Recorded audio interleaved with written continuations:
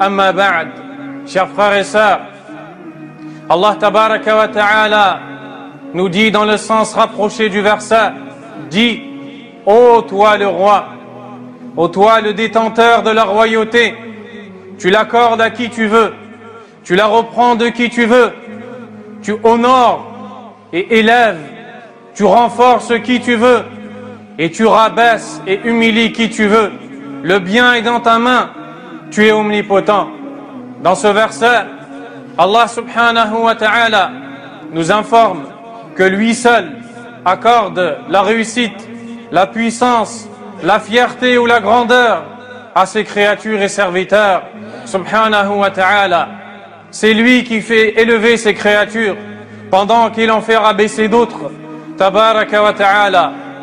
Et certes, avant l'arrivée du prophète sallallahu alayhi wa sallam, les gens vivaient une médiocrité, une humiliation, un rabaissement sans pareil, si bien que l'un d'entre eux sollicitait un autre qu'Allah tabaraka wa ta'ala. Lorsqu'ils avaient à demander, ils ne demandaient pas à Allah uniquement, mais ils demandaient à un autre qu'Allah tabaraka wa ta'ala. Il découla de la perversion de leur croyance, la perversion de leur conduite et leur comportement. Ils étaient mauvais dans les voisinages, tuaient les filles vivantes, consommaient les boissons illicites, avaient de mauvais comportements. Le fort parmi eux opprimait le faible, et j'en passe. Et Allah tabaraka wa ta'ala a décidé de les guider par l'envoi de son messager sallallahu alayhi wa sallam. Il est venu, leur a enseigné la croyance à laquelle il faut adhérer et s'affilier. Puis il leur a enseigné les bons comportements, les manières de se conduire qui en découlent. Ainsi, ces gens ont connu une grandeur que nul autre après eux n'a connue dans l'histoire de l'islam. Ils ont été élevés par Allah après avoir vécu la médiocrité et le rabaissement. Et quand les ennemis d'Allah de Quraysh ont compris la force de l'islam et la force de celui qui s'y accroche et qui le suit, ils se sont mis à faire subir aux compagnons du prophète sallallahu alayhi wa sallam des supplices et des sévices sans pareil, si bien qu'ils prirent la fuite en direction de la terre d'Éthiopie, où ils furent accueillis par le roi à l'époque, l'Éthiopien, le Négus. Puis quand le Négus a demandé à ses compagnons, quel est votre message avec lequel vous venez, Ja'far ibn Abi Talib radiyallahu anhu a répondu en disant, ô toi le roi, nous étions auparavant un peuple d'ignorants qui adorait les idoles, mangeait la viande morte, on commettait les turpitudes et rompait les liens de parenté. Nous étions de mauvais voisins, le fort parmi nous mangeait le pauvre. Nous étions dans cette situation que nous vivions, jusqu'à ce qu'Allah a envoyé pour nous un messager issu de nous, un messager dont nous connaissons la filiation, la véracité, l'intégrité et la chasteté. Il nous a invités à Allah pour l'unifier dans l'adoration et se détacher de tout ce que nous adorions nous, ainsi que nos ancêtres, comme pierre et idole. Il nous a ordonné d'être véridiques dans les paroles, de remettre le dépôt à leurs ayants droit, de lier le lien de parenté, d'être de bons voisins, d'épargner les gens, de faire couler le sang ou de commettre les interdits. Il nous a interdit les turpitudes, le faux témoignage, manger les biens de l'orphelin et insulter les femmes chastes en les traitant de ce qu'elles n'ont pas le droit.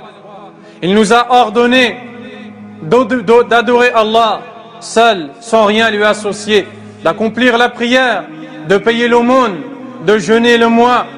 Il s'est mis à citer les ordres et interdits d'Allah tabaraka wa ta'ala, puis a dit, nous avons cru en lui et nous le suivons dans ce avec quoi il est venu par la religion d'Allah tabaraka wa ta'ala. Il raconte radiyallahu an l'humiliation qu'ils vivaient avant l'islam et l'élévation qu'ils ont connue lorsqu'Allah leur a envoyé le prophète sallallahu alayhi wa sallam. Ils ont changé du mal vers le bien, de l'égarement vers la droiture et la guidée, de l'ignorance vers la connaissance. Radiyallahu ta'ala anhum. On nous enseigne donc que celui qui recherche la grandeur doit savoir qu'elle n'est nulle part ailleurs que dans les ordres d'Allah, dans la soumission au prophète sallallahu alayhi wa sallam.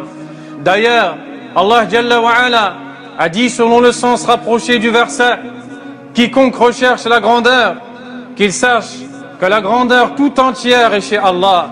L'imam Ibn Kathir, rahimahullah, a commenté ce verset en disant: quiconque aime vivre fier et grand dans ce bas monde et dans l'au-delà, qu'il s'accroche à l'obéissance d'Allah tabaraka wa ta'ala. C'est ainsi que sera atteint son objectif, car Allah est le détenteur de ce bas monde et de l'au-delà, et la grandeur et la puissance n'est que chez lui seul.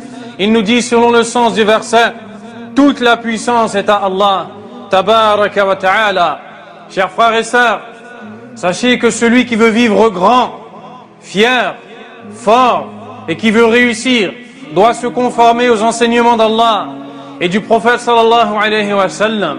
Il doit savoir, ou elle doit savoir, qu'ils ne trouveront nulle part ailleurs que dans l'islam la réussite, l'islam qu'Allah a agréé, l'islam qui est la religion de la soumission à Allah subhanahu wa ta'ala. Pour cela, le compagnon Omar radiyallahu ta'ala anhu a dit un jour en s'adressant à ses compagnons: nous autres, nous sommes un peuple qu'Allah a agrandi par l'islam. Nous sommes un peuple qu'Allah a rendu fier par l'islam. Et quiconque recherche la fierté et la grandeur autre part que chez Allah, Allah va l'humilier. Subhanahu wa ta'ala. Les compagnons vivaient dans cette croyance. Ainsi, ils avaient peur de désobéir à Allah, car ils savaient que s'ils ne se soumettaient pas à ses ordres en fonction et proportionnellement à leur désobéissance, ils goûteraient à la médiocrité, à l'humiliation, à l'éloignement de la réussite. Pour cela, lorsque le noble compagnon, le dénommé Abu Darda radiyallahu anhu, a conquis l'île de Chypre avec ses compagnons, les habitants de Chypre, dont l'île a été conquise, se sont mis à pleurer et ont montré leur humiliation et leur aversion. Abu Darda s'est assis et s'est mis également à pleurer. Lorsque Jubair ibn Nufayl, qui était avec lui dit: « Oh Abu Darda, pourquoi pleures-tu en ce jour dans lequel Allah a fait grandir l'islam et ses adeptes ?» Abu Darda radiyallahu anhu lui dit: « Malheur à toi, ô Jubair, ô combien est humiliée la créature d'Allah s'ils désobéissent à ses ordres. Regarde ces gens, cette communauté qui était dominante et apparente.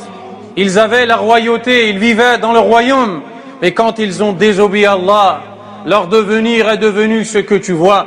C'est-à-dire que ces gens-là, dont l'île a été conquise par les compagnons, avant, vivaient dans l'aisance, la richesse, ils étaient dominants et apparents, mais Allah tabaraka wa ta'ala les a humiliés pour aucune autre raison que leur délaissement des ordres d'Allah subhanahu wa ta'ala. Et pour cela, le prophète sallallahu alayhi wa sallam a dit: l'humiliation et l'avilissement ont été destinés à quiconque contredira mes ordres. Et Allah tabaraka wa ta'ala a dit dans le sens du verset que prennent garde ceux qui s'opposent à son commandement, que ne les atteignent des troubles ou ne les touche un châtiment douloureux. C'est comme ça qu'ils furent éduqués par le prophète Mohammed sallallahu alayhi wa sallam. Ainsi, le musulman doit être fier de sa religion.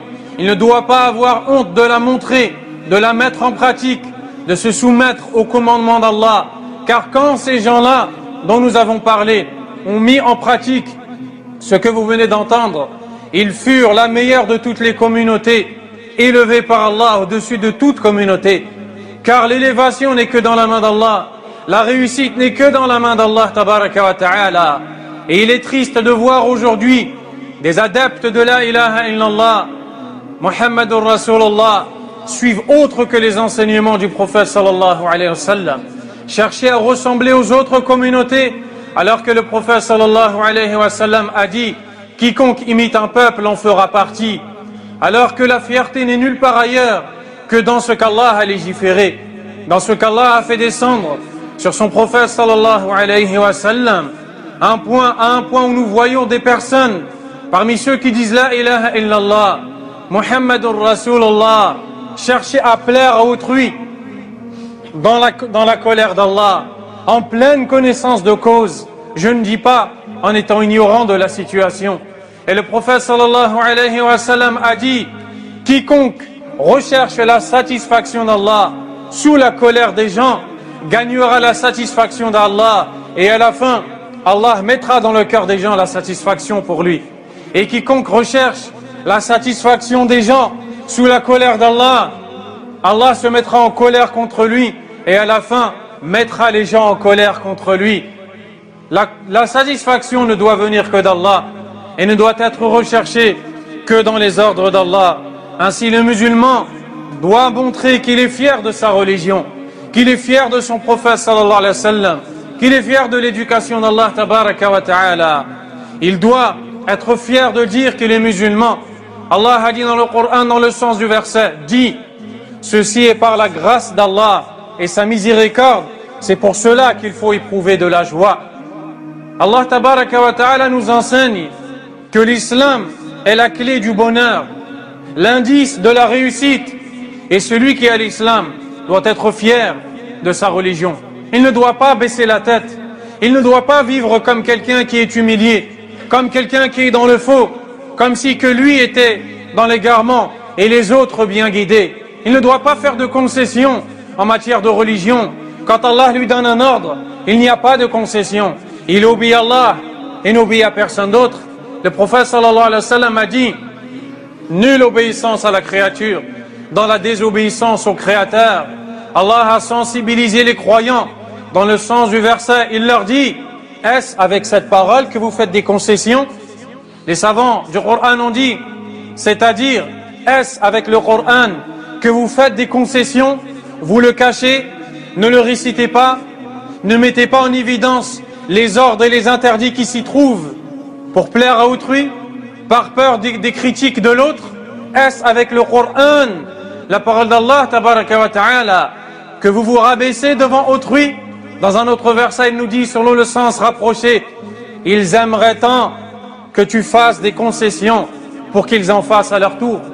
Ils aimeraient tant que tu fasses des concessions dans ta religion, que tu délaisses les enseignements d'Allah tabaraka wa ta'ala. Sachez, chers frères et sœurs, que nul autre que celui qui se conforme aux ordres d'Allah ne trouvera la grandeur dans sa vie, ni la réussite ou la puissance.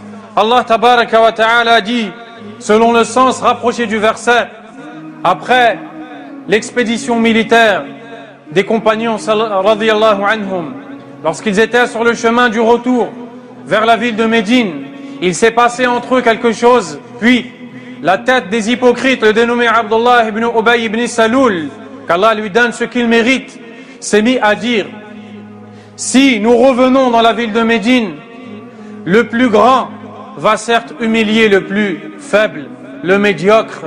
Il entendait par le plus grand sa personne, et par le médiocre, le prophète sallallahu alayhi wa sallam. Allah a révélé Suratul Munafiqun, la sourate des hypocrites, où justement il nous raconte ce récit, puis nous dit, selon le sens rapproché, et à Allah revient la grandeur et la puissance tout entière, puis à son messager, ainsi qu'aux croyants, mais les hypocrites ne savent pas. Allah a aussi dit, selon le sens rapproché d'un verset, fait l'annonce aux hypocrites qu'ils auront à goûter un châtiment douloureux. Ceux qui ont pris les mécréants en alliés en dehors des croyants, recherchent-ils la grandeur auprès d'eux? Elle ne se trouve que chez Allah seul, subhanahu wa ta'ala. Il est triste de voir des gens qui disent la ilaha illallah, Muhammadur Rasulullah, éprouver de la honte à pratiquer leur religion.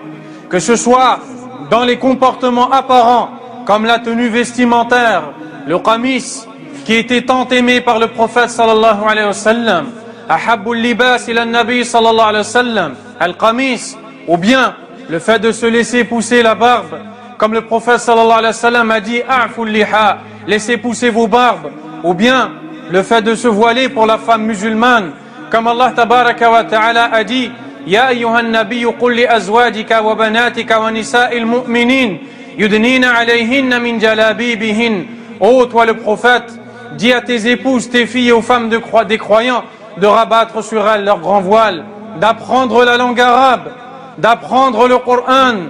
Pourquoi délaisser tout cela pour aller chercher des coutumes chez autres que le livre d'Allah tabaraka wa ta'ala? Omar radiyallahu anhu a dit: nous sommes un peuple qu'Allah a agrandi par l'islam, et quiconque recherche la grandeur autre part que chez Allah sera voué à être humilié par Allah. Allahumma ihdina fi man hadayt, wa afina fi man afayt, wa tawallana fi man tawallayt, wa barik lana fi ma a'tayt, wa qina sharra ma qadayt, innaka taqdi wa la yuqda alayt, innahu la ya'izzu man adayt, wa la yadhillu man walayt, tabarakta rabbana wa ta'alayt. اللهم أعزنا بطاعتك ولا تذلنا بمعصيتك. ربنا آتنا في الدنيا حسنة وفي الآخرة حسنة وقنا عذاب النار. اللهم اجعلنا معتزين بدينك بالاستسلام لك والامتثال لأوامرك واجتناب نواهيك.